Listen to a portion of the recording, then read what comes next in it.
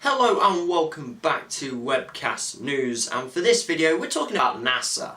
That sounded really angry. That wasn't meant to sound angry. I apologise.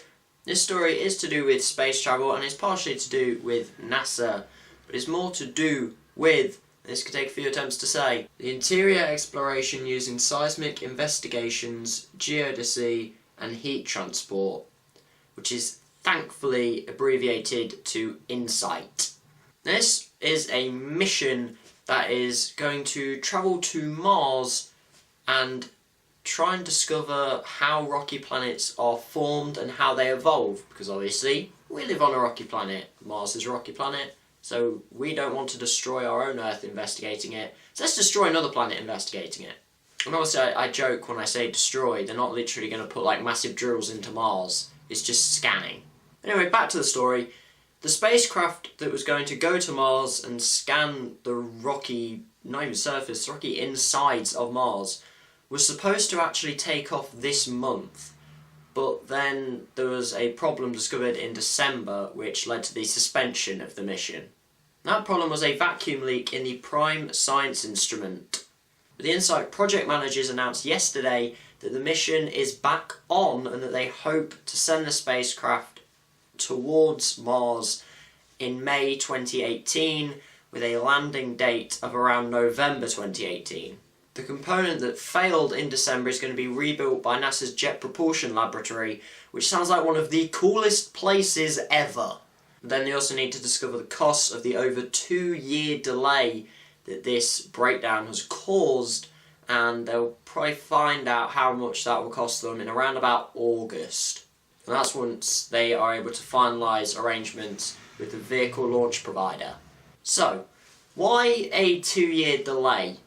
Well, that's because the bit that broke is pretty important and takes a long time to fix.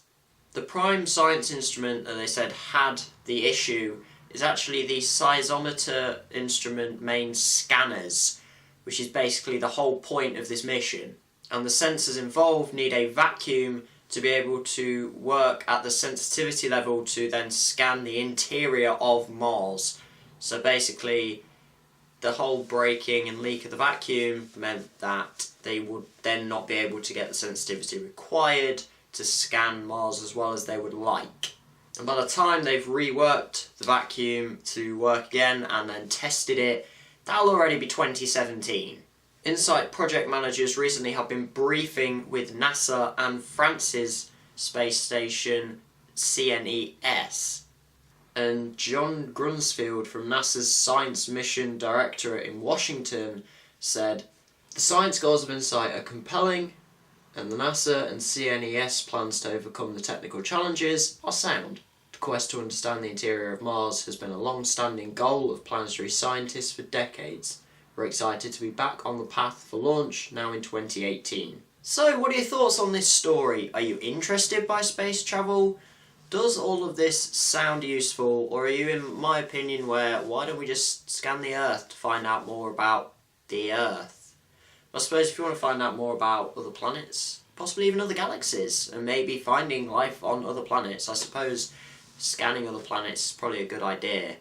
But I'm not massively into science, I don't really understand it that much, so if you are someone who is into science and is maybe even able to explain this in a simpler way, put it in the comment section down below. I'm open to people teaching me new things, so that would be pretty cool to know. Also, as you're down in that comment section down below, make sure you hit the like button and the subscribe button on this video, and as always, thanks for watching.